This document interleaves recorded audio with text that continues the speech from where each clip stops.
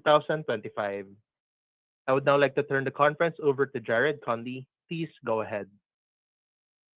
Thank you, John, and welcome to Extra Space Storage's first quarter 2025 earnings call. In addition to our press release, we have furnished unaudited supplemental financial information on our website. Please remember that management's prepared remarks and answers to your questions may contain forward-looking statements as defined in the Private Securities Litigation Reform Act. Actual results could differ materially from those stated or implied by our forward-looking statements due to risks and uncertainties associated with the company's business. These forward-looking statements are qualified by the cautionary statements contained in the company's latest filings with the SEC, which we encourage our listeners to review. Forward-looking statements represent management's estimates as of today, April 30th, 2025.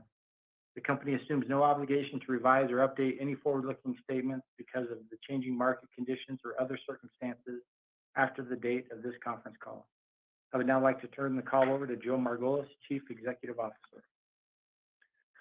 Thank you for joining us today. I am pleased to report a solid first quarter, with performance exceeding our internal projections across several key metrics. Our core FFO of $2 per share represents a 2% increase year over year. Same-store occupancy remained at historically high levels, ending the quarter at 93.4%. This represents an improvement of 100 basis points from the first quarter 2024 and 10 basis points from the previous quarter, and drove positive same-store revenue growth of 0.3%. Our positive revenue growth demonstrates the continued resilience of our portfolio and effective revenue management, customer acquisition, and operational strategies. We also expect to see additional benefit from the performance of the former Life Storage assets, which continue to see leasing and pricing improvements since being unified under the Extra Space Storage brand. Our external growth initiatives demonstrated strong momentum in the first quarter. We completed $153.8 million in wholly owned acquisitions, adding 12 high-quality stores to our portfolio. We also dissolved a 23-property joint venture and realized an embedded promote of $1.7 million. In this transaction, we exchanged our 25% ownership interest in 17 properties for a 100% ownership interest in 6 properties. Our bridge loan program remained active, with the team closing $53.2 million in loans during the quarter. We sold $27.7 million in bridge loans as part of our capital allocation strategy and ended the quarter with approximately $1.4 billion in loans on our balance sheet. This program continues to provide attractive risk-adjusted returns while building and enhancing valuable relationships with owners across the storage sector. Our Management Plus platform showed remarkable growth, adding 113 stores gross and achieving a net addition of 100 properties. This brings our third-party managed portfolio to 1,675 stores, reinforcing our position as the leading third-party management provider in the industry. Our multi-channel approach to external growth, combining wholly owned acquisitions, joint ventures, bridge lending, and third-party management, continues to provide us with numerous opportunities to expand our footprint and enhance shareholder value. As we evaluate the current macro environment, we understand why investors across asset classes are concerned. We share the concerns about interest rates, volatility, and economic uncertainty. However, we are also encouraged by many attributes of our sector, portfolio, and platform, which have led us to maintain our 2025 guidance. First, the self-storage sector has historically demonstrated resilience during economic downturns due to its need-based demand drivers and broad customer base. Second, we have a highly diversified portfolio with exposure to markets in all stages of development and economic cycles, removing much of the market volatility experienced in smaller and more concentrated portfolios. And finally, our sophisticated systems, experienced team, economies of scale, and strong balance sheet position us well to optimize performance and to outperform the storage sector as a whole in the long run, regardless of market conditions. We are encouraged by the strength of many key current operational metrics and have not seen any change in customer health or behavior to date. We have high same-store occupancy, improvement in new customer rates, low move-out activity, and stable delinquency, which all position us well for future growth. We remain confident in our ability to execute our diversified investment strategy as opportunities arise across our multiple growth channels. We remain focused on maximizing FFO by executing our proven operational strategies and maintaining our industry-leading platform. I will now turn the time over to Scott. Thanks, Joe, and hello, everyone. As Joe mentioned, our first quarter financial results were ahead of our internal expectations. Our core FFO of $2 per share represents a 2% increase from the prior year. This outperformance was driven by better than expected same-store revenue, higher tenant insurance, and greater interest income. On the expense front, we saw a notable divergence between controllable and uncontrollable costs. Our operations team successfully reduced controllable expenses by 1.9% year over year through operational efficiencies and strategic cost management. However, uncontrollable expenses increased by 8%, primarily due to continued property tax pressure and weather-related expenses. This dynamic of controllable versus uncontrollable expenses resulted in a same-store NOI decrease of 1.2% compared to the first quarter of 2024. We continued to strengthen our balance sheet as we executed two bond offerings in the quarter.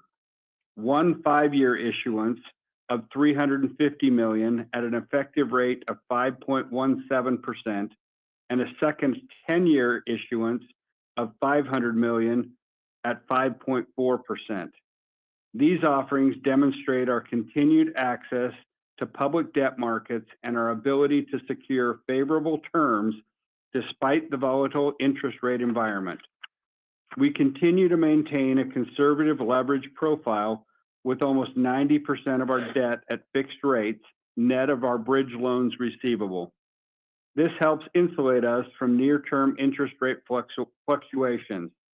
Our weighted average interest rate stands at 4.4%, reflecting our ability to secure competitive financing across market cycles. Based on our first quarter performance and current market conditions, we are maintaining our full year 2025 FFO guidance. Same-store revenue, expense, and NOI guidance also remains unchanged.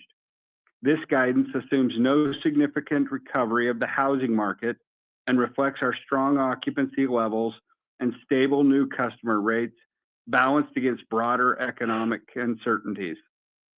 On the expense front, we anticipate continued pressure from property taxes and other uncontrollable costs.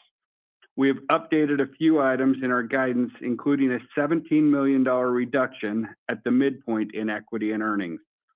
This reduction reflects the repayment of the SmartStop $200 million preferred investment and the expected buyout of certain JV partners.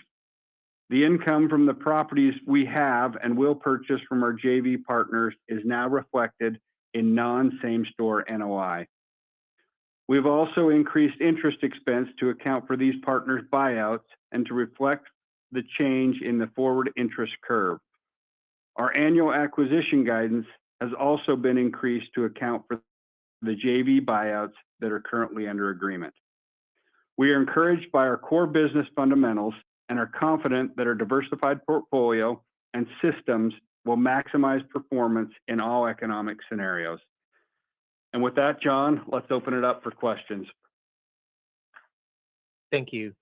Ladies and gentlemen, we will now begin the question and answer session. Should you have a question, please press star followed by the number one on your touchtone phone. You will hear a prompt that your hand has been raised. Should you wish to decline from the polling process, please press star followed by the number two. If you're using a speakerphone, please lift the handset before pressing any keys. Your first question comes from the line of Michael Goldsmith from UBS. Your line is now open. Good afternoon. Thanks a lot for taking my questions. It looks like street rates closed the gap pretty materially in the first quarter. I was wondering, what's driving that?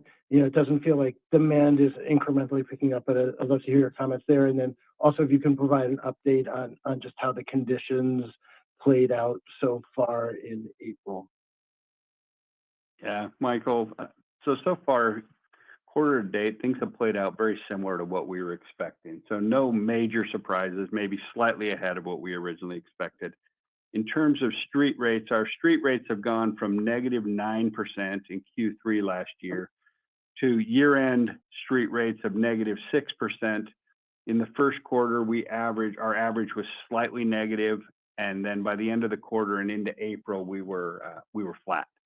So street rates have improved. We're encouraged by that improvement. A 6% movement in the quarter is encouraging, but it's still pretty early to say where those are going to go into our rental season.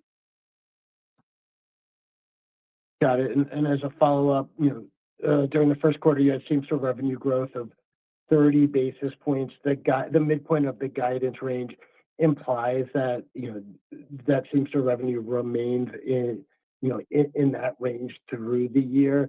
I guess, is that a reasonable outcome for same-store revenue just to kind of remain where it is through the year, or are you just trying to maintain some flexibility given some of the uncertainty out there? Thanks. Yeah, so I think it depends on where you are in the range. I mean, you're assuming the midpoint in your comments here. We gave a fairly wide range for the year, and that had to do with not really knowing some of the economic conditions that we were going to see. So I think we're now moving into the leasing season. If we do see that rate power, I think that you'll see us above the midpoint of the range. And if we don't see much rate power, I think you could see it play out midpoint to below. Thank you very much. Good luck in the second quarter. Thanks, Michael.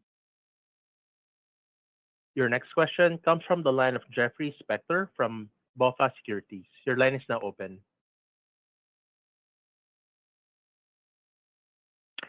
Hi, actually, it's Samir Kanal. Sorry about that. So good morning, everybody. So Joe, it looks like you had the ability to raise guidance, but you didn't. And it doesn't look like you've seen any changes in customer behavior. But I guess what instructions are you giving your troops on the ground as it relates to leasing, right? This spring leasing season, has there been a shift in strategy at all, given the uncertainty you've kind of mentioned in your opening remarks?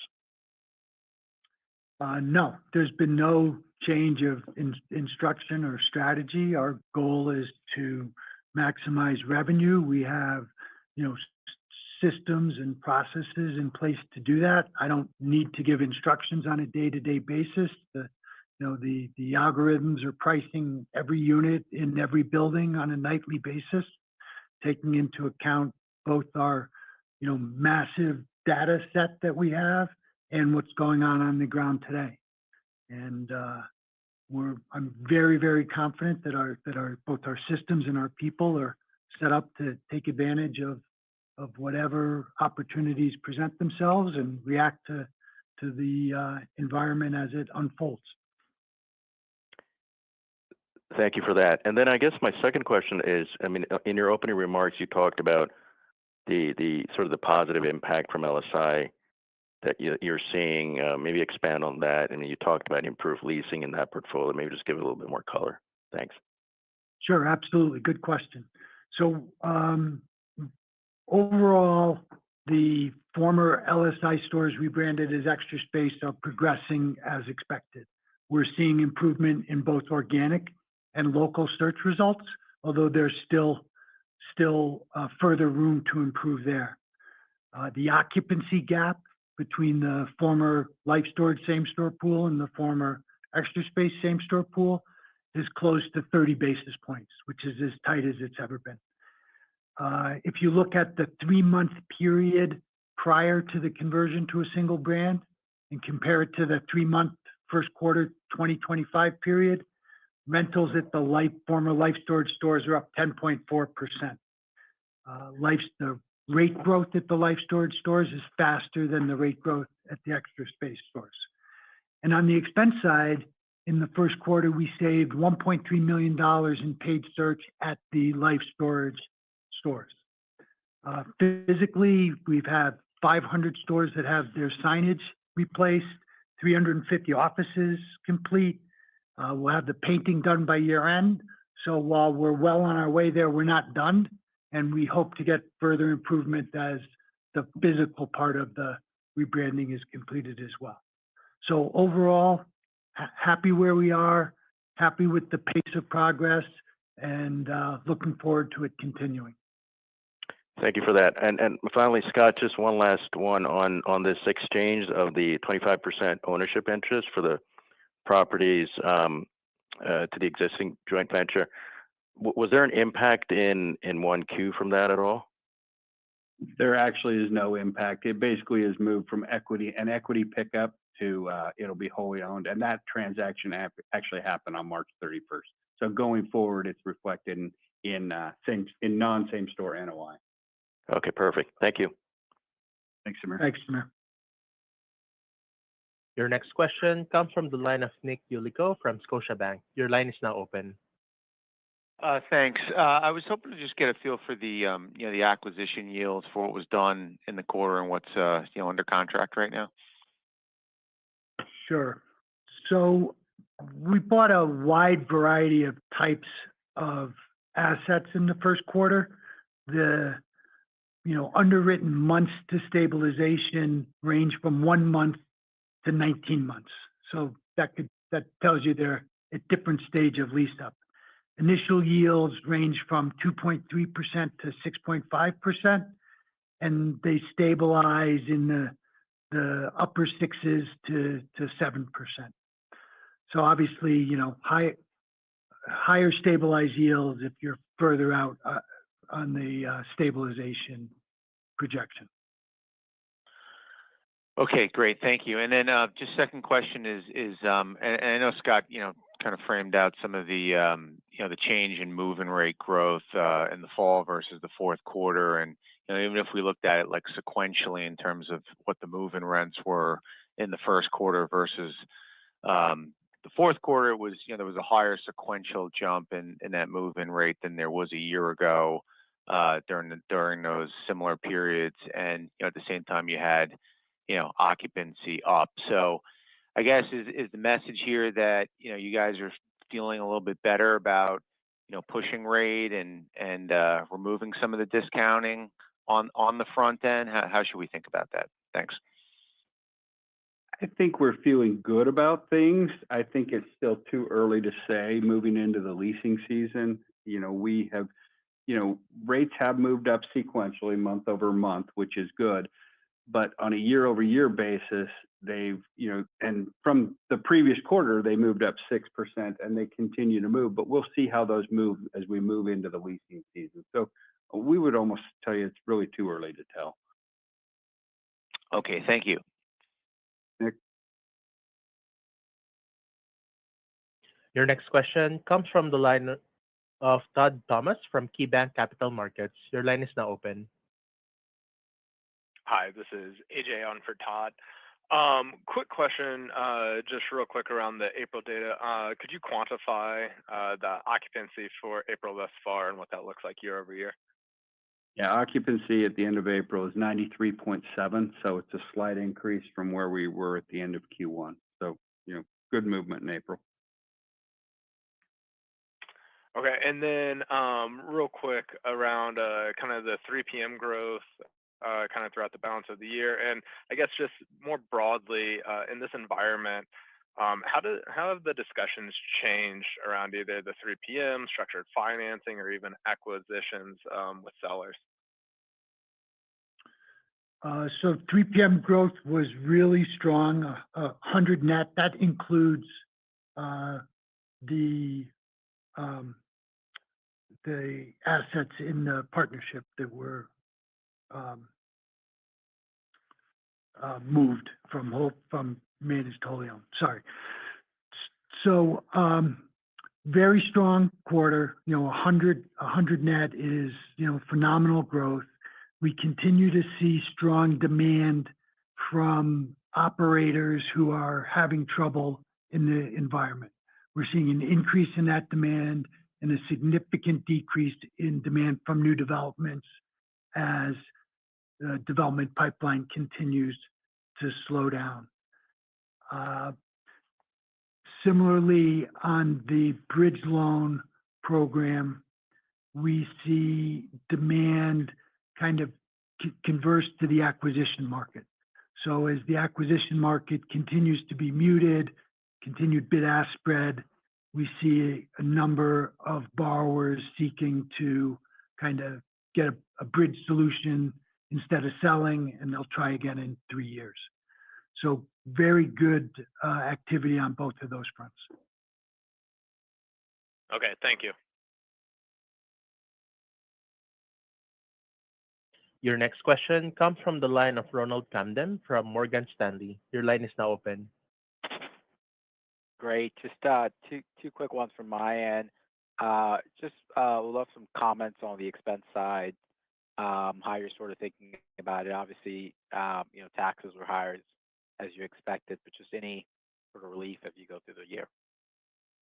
Yeah, so property taxes and property and casualty insurance are the two areas that we kind of see pressure this year. So property taxes in the first quarter were higher. Some of that is a function of the bills that we received in the fourth quarter, and we had to catch up that accrual in the fourth quarter, so you had a harder comp from the first quarter of last year.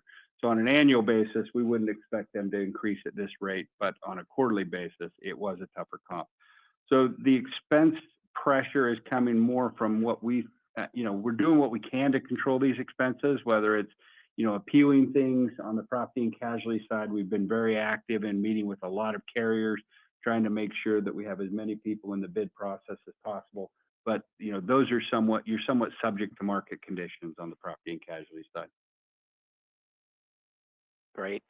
My second question is just, obviously the April sounds like it's going well, but just from a macro perspective, after April 2nd, as you're sort of thinking about your business, your markets, bad debt, tenant feedback, any sort of signs that tariffs are having an impact anywhere on your business, business customer, just anything that's coming up that you could share? Thanks. So from a customer standpoint, we're seeing no impact, as of today in any metric. So demand, which was mentioned earlier, is measured by Google search, generic Google search terms, is actually better now than it was last year at this time and better than 2019.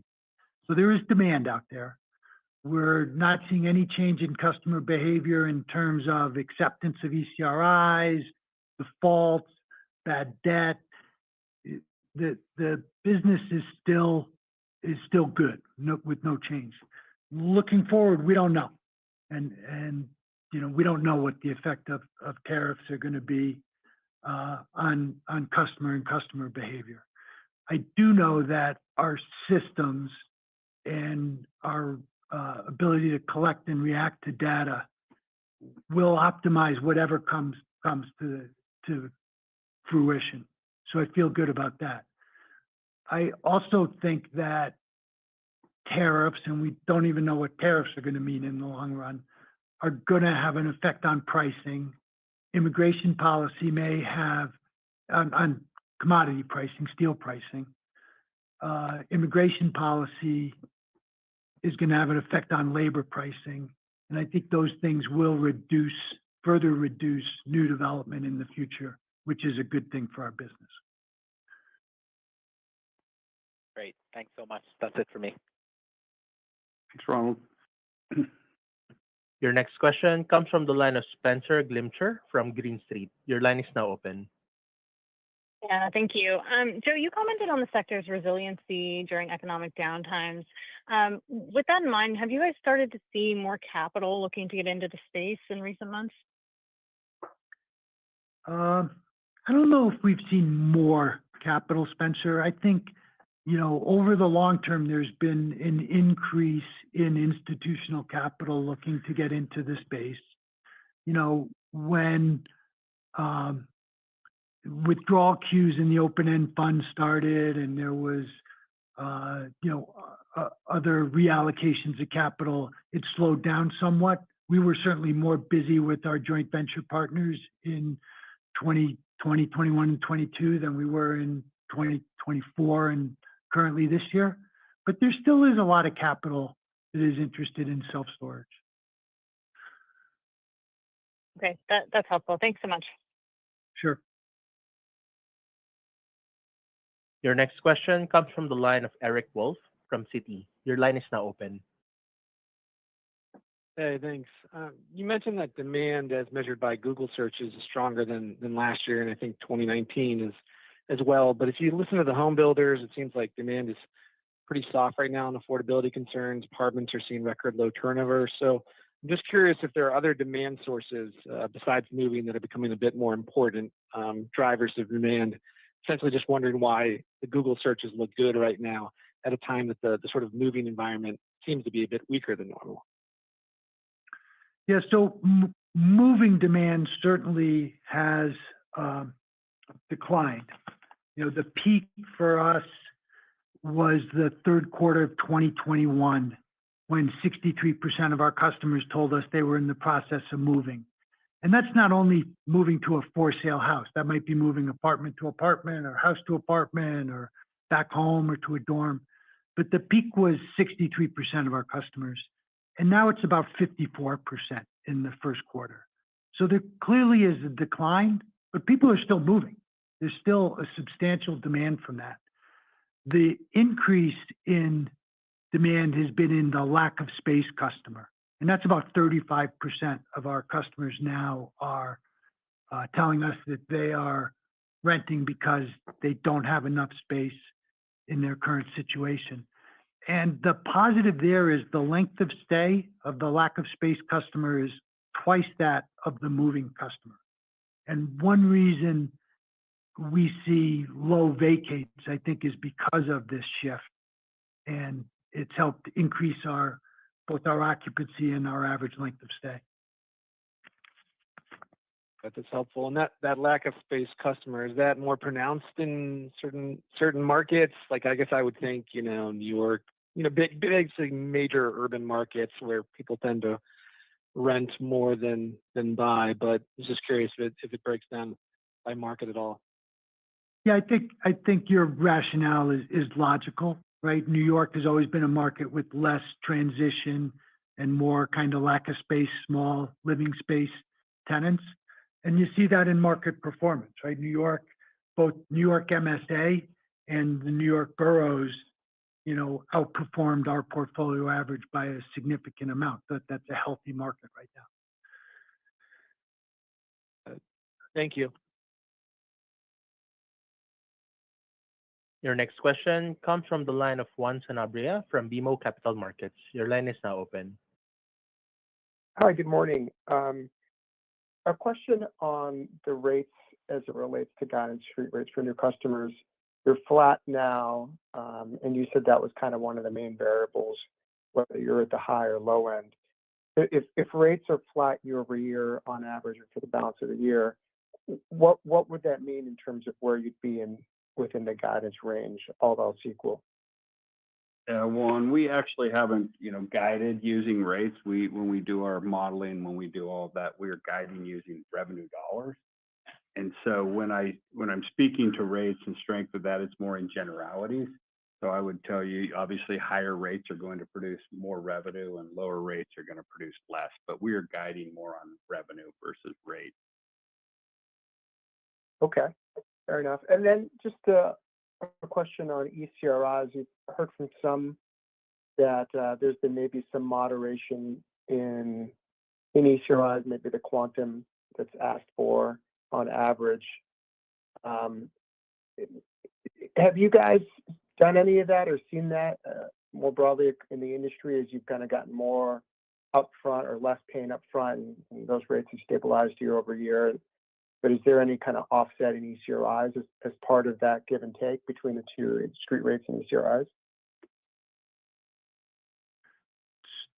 I think broadly, no. I think what changes ECRI for us, I'm not speaking about the industry, is street rate, right? If we bring someone in at a discounted rate, an introductory rate, we'll try to get them through ECRI to street rate, to or close to street rate in a reasonable period of time. And if street rate is not growing, that gives us less of an opportunity to do that. And if street rate is growing, then you get a little larger ECRI. But I would think that's the variable is where street rate is going. Thank you. Sure. Your next question comes from the line of Brad Heffern from RBC. Your line is now open. Yeah, hey everyone. You mentioned the Google search data having gotten a little better and the demand has finally sort of stabilized and also gotten a little better. What do you think is driving that? Have we finally just gotten to low enough pricing that's stabilizing things? Obviously, nothing's happened on the housing front. Supply is pretty slow moving. So just wondering what you think's driving it. I don't think pricing has anything to do with it, right? People are searching for storage near me before they have any idea what the price is. I think it's life events and just all the typical things in good economies, in bad economies, and in all economies that happen that drive people to need storage. And it's one of the great things about our business is these things happen during all economic periods, right? People are going to get divorced regardless of what the economy's going on, et cetera, et cetera. So I think it's just normal demand that is created by life events.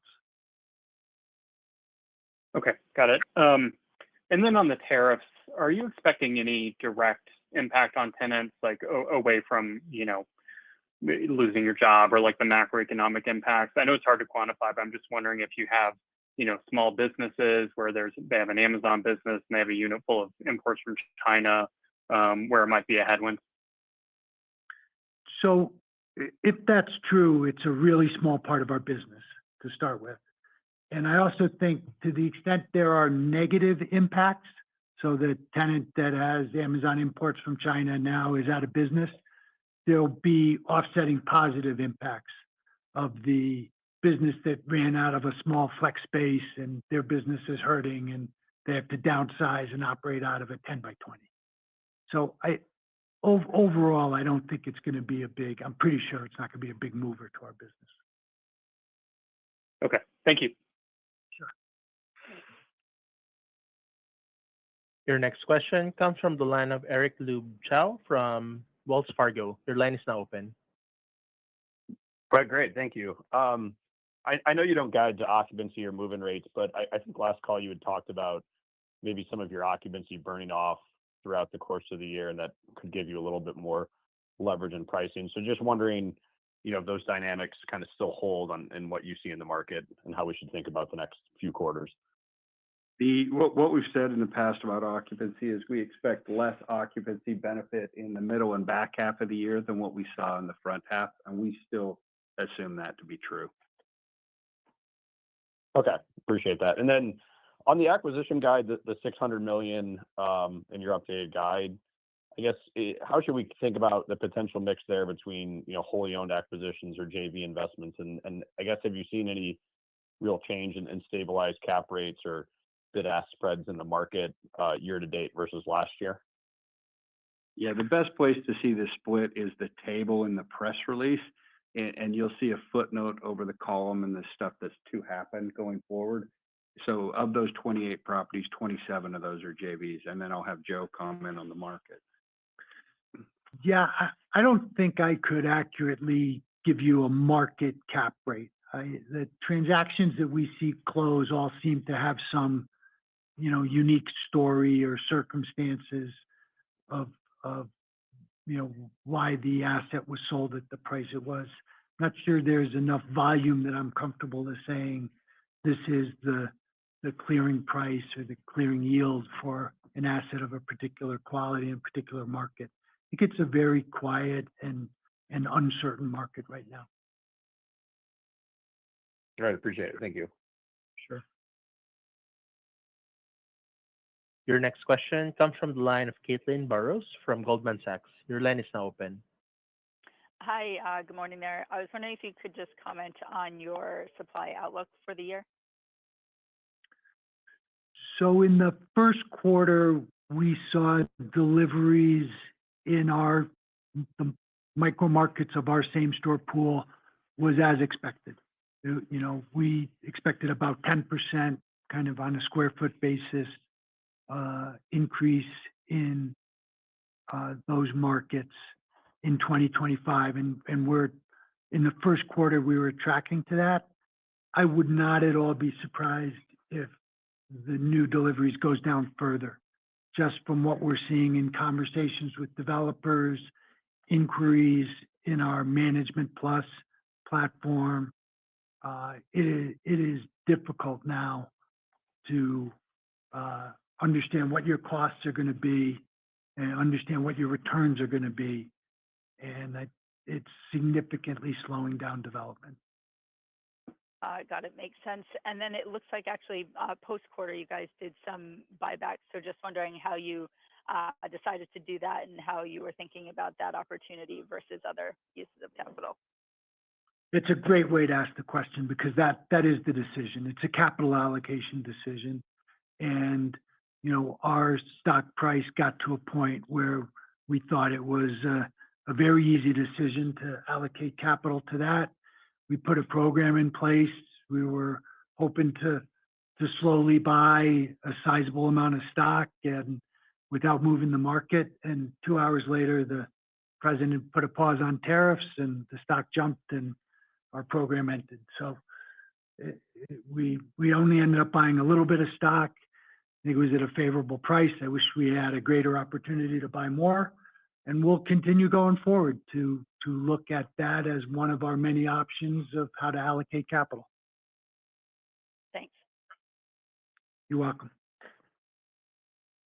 Your next question comes from the line of Michael Griffin from Evercore ISI. Your line is now open.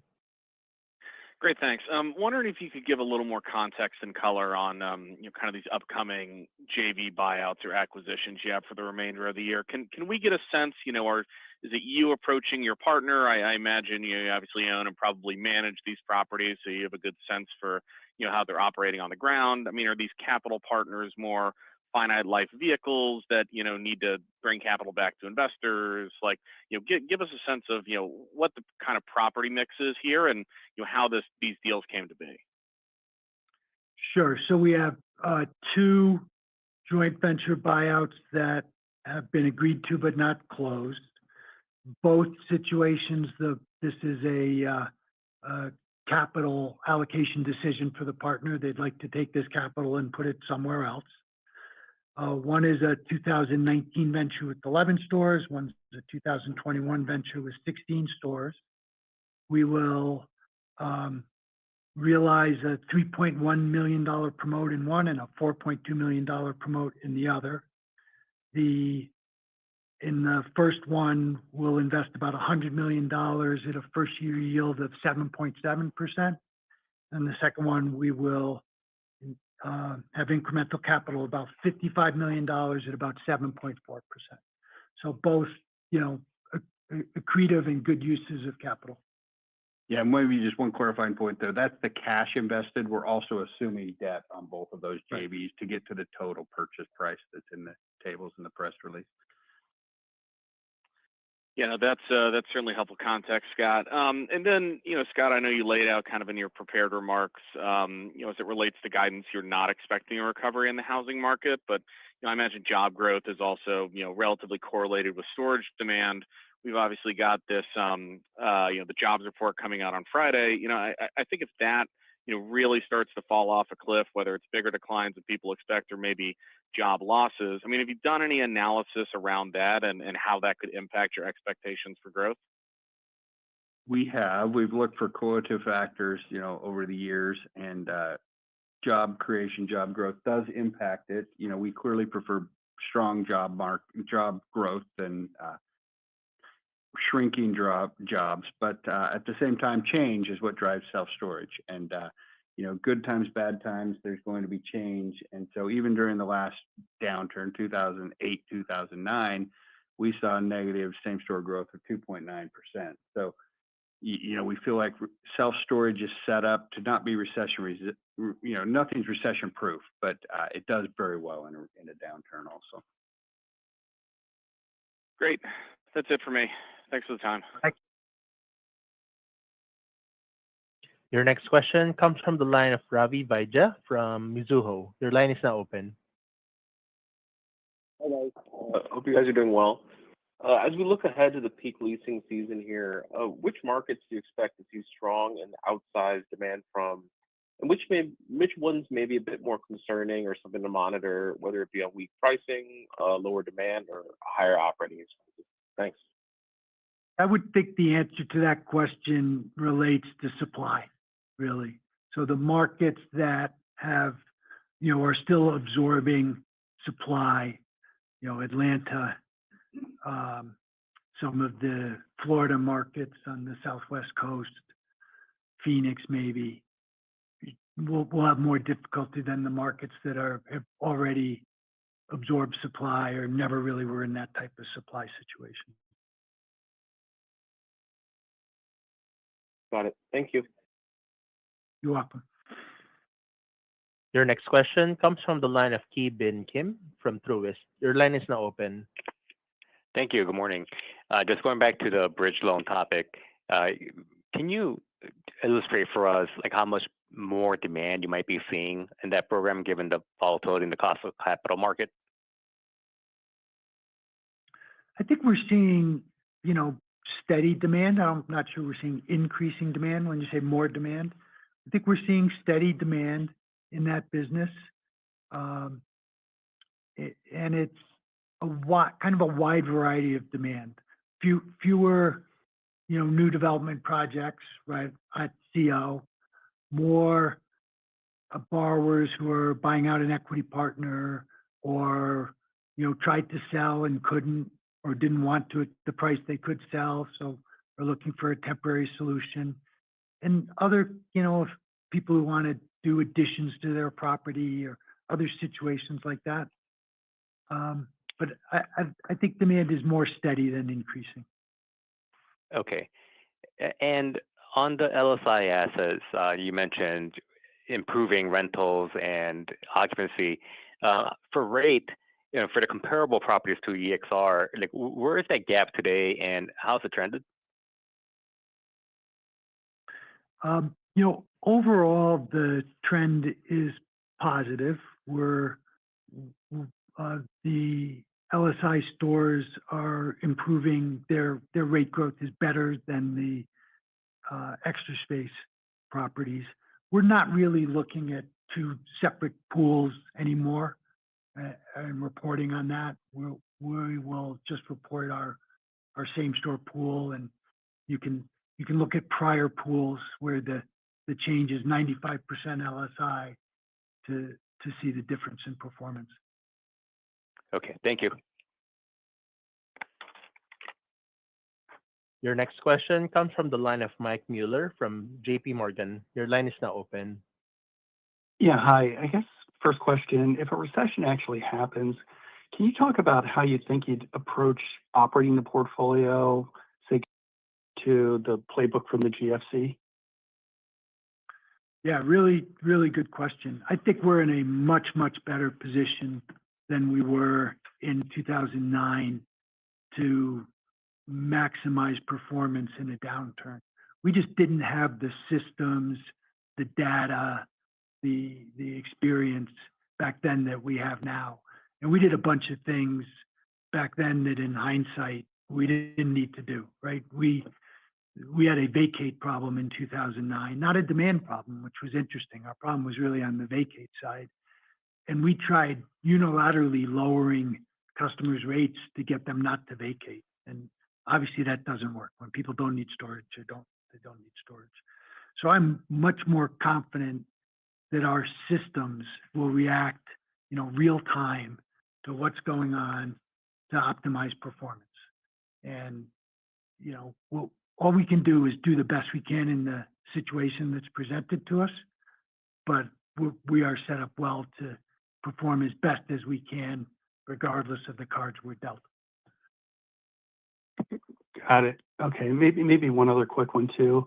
Give a sense as to what portion of, I guess, the bridge loans that you extend ultimately translate into some sort of acquisition. Has there been a consistent ratio in the conversion of, say, number of loans to acquisition transactions? So we've closed about $2.5 billion worth of bridge loans, and we've bought about $595 million of collateral. So that's about 24% of all loans by dollars end up being acquisitions. It's lumpy, though. I will tell you that. It's not consistent quarter after quarter. It's more situational. But it's one of the great attributes, and in addition to the fees we get, the interest, the management economics, the expansion of our relationships, it's one of the other great benefits of this program is it's a somewhat proprietary acquisition pipeline. Got it. Thank you. Your next question comes from the line of Brendan Lynch from Barclays. Your line is now open. Great. Thanks for taking my questions. We're a few months on from the fires in Los Angeles. Can you give us an update on how it's impacting operations and customer behavior? So we don't see the increase in demand from fires like we do from hurricanes. So there's not a change in customer behavior that way. There's a demand. Obviously, our pricing has been restricted by the state of emergency that's in place. We think that's going to affect overall portfolio performance by about 20 basis points in revenue this year. And it kind of is what it is. There's, we will, sorry to repeat myself, we will optimize given the situation that we're in. That makes sense. Thank you. Another question on the marketing spend. It was down 12.5% year over year at a time when you're increasing occupancy. How should we think about that marketing spend going forward, and what is changing in your approach? Yeah, so marketing spend we view as a tool to maximize revenue. And so if we have opportunities to spend more, to drive more demand, to increase pricing, we're going to do it. Now, that should be offset by some of the savings from the LSIs, going to a single brand. We do expect savings there in terms of only bidding on one. But we absolutely view it as an opportunity and also an expense. Great. Thank you. Brennan. Your next question comes from the line of Omotayo Okusanya from Deutsche Bank. Your line is now open. Yes. Good morning out there. Quick one on guidance. Again, you almost doubled your acquisition outlook, but just to kind of kept guidance the same. Can you just walk us through a little bit of that train of thought? Yeah, so the increase in guidance is offset by a portion of the decrease in equity and earnings. Equity and earnings is going down by about $17 million. That decrease relates to two components. The first is the repayment of the SmartStop preferred, which is about $10 million of the $17 million, and the other $7 million is effectively moving into non-same store NOI. Okay, that's helpful. And then again, pardon me if I missed it, but ECRI trends in 1Q. Could you just talk a little bit about exactly how much you increased ECRIs? And then I think there was a prior question about, how that could potentially be impacted by a slowdown in the economy or a recession, and how you're kind of thinking about it for the rest of the year? So really no change to our ECRI program in the first quarter, other than with respect to Los Angeles and other states of emergencies where we're legally restricted. And also no change in customer behavior. As we've discussed previously, we track move-outs in response to ECRI every month, and we see that that's been very steady with no increase in move-outs due to ECRI. Gotcha. Last one, if I may ask, any interest at all in doing anything internationally? Again, you have a pair that's doing things that's, all the way in the UK, all the way in Australia. I'm just kind of curious how you kind of think about some of those markets where maybe the product itself is not quite as mature, and there might be, little bit more opportunity for growth. Yeah, we certainly look at international opportunities. We were invested in Mexico for a while. We've looked at lots of other opportunities, and there's really two big hurdles we want to jump over before we go outside the U.S. One is that we want to make at least and preferably more return on the dollar invested overseas as the dollar invested here, net of taxes and currency and setting up systems and all the costs of going international.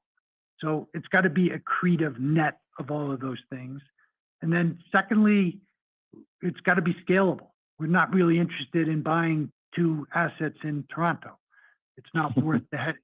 So if we can find something that's accretive for our shareholders and we can make it scalable over time, then we'd be very interested in it. And we certainly look at a lot of opportunities, and we'll pull the trigger if we can ever satisfy those conditions. Sounds good. Thank you.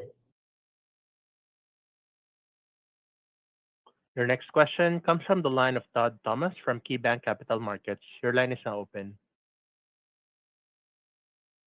Yeah, hi. Just a couple quick follow-ups here. First, Joe, you noted that there could be some instances of demand from tenants that might need to downsize from a flex space and look to a larger storage unit or multiple units. Are you seeing any use cases like that worth noting? Anything to report along those lines, or was that just a point that you were making to sort of simply demonstrate the business's various demand drivers? It's really the latter. It's we have seen that. It's anecdotal. We don't have enough volume of that to track over time. It's not a major part of our business. But the point I was trying to make is that while positive economic growth, job growth creates storage demand, and we prefer that, there is also storage demand that's created by negative economic circumstances. And I was just trying to give an example. Okay, got it. And then, I understand you're not breaking out the LSI portfolio going forward, but I'm just curious, the contribution to same-store growth this year, that tailwind from the LSI portfolio, do you expect that to increase during the year, or is the impact sort of greatest early in the year to start the year here in the first quarter, for example? We would expect it to not increase, to be flat to slightly moderating. Okay. And then just one more, going back to the third-party management platform, you've seen, pretty sizable growth there over the last couple of years. Are there any constraints at all to growing that platform as you look ahead? Any sort of obstacles that you face, or any plans to do anything more strategic with the third-party management business over time? Well, once we manage every store in the country, we'll be done. That's the constraint. I don't think so. I think we have a scalable platform. The larger we get, the more advantages we have of scale in terms of data and costs and efficiencies. So I I think we can continue to grow this platform, maybe not 100 stores a quarter, but certainly we can continue to grow it. We can, as we expand into new markets, that gives us more opportunities. And it's an integral part of our business that gives us benefits across lots of verticals. It, helps our bridge loan business, helps our acquisition business, helps us with data. So I don't think we'd want to do something strategic if you mean like carve it off and sell it. I don't think that's in the plans. Okay. All right. Thank you. Your next question comes from the line of Michael Griffin from Evercore ISI. Your line is now open. Hey, thanks for taking the follow-up. Just wanted a little more clarity. I noticed, I think the move-in volume quarter over quarter, year over year in the same store pool looked like it was down about 12%, 165,000 units this quarter versus 188,000 first quarter of last year. Is there anything to read into this? I mean, that seems like a pretty notable drop-off, but any color you have here would be helpful. Thank you.